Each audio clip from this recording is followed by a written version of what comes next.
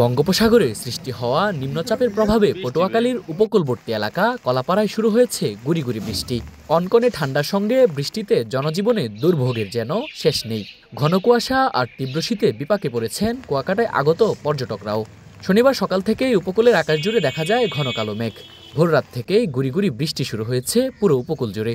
এতে সবচেয়ে বেশি ভোগান্তির শিকার স্থানীয় কৃষক, নিম্ন আয়ের মানুষ ও কুয়াকাটায় বেড়াতে আসা পর্যটকরা।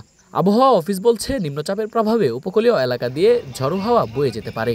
তাই পটুয়াখালীর পায়রা সহ দেশের সব সমুদ্র বন্দরকে ১ নম্বর দূরবর্তী সতর্ক সংকেত দেখিয়ে যেতে বলা হয়েছে। আবহাওয়া অফিস সূত্রে জানা যায়, দক্ষিণ পশ্চিম বঙ্গোপসাগর ও তৎসংলগ্ন এলাকায় অবস্থানরত সুস্পষ্ট লঘুচাপটি ঘনীভূত হয়ে পশ্চিম মধ্য বঙ্গোপসাগর ও তৎসংলগ্ন এলাকায় নিম্নচাপে পরিণত হয়েছে। এর প্রভাবে আকাশ ঘন মেঘাচ্ছন্ন রয়েছে।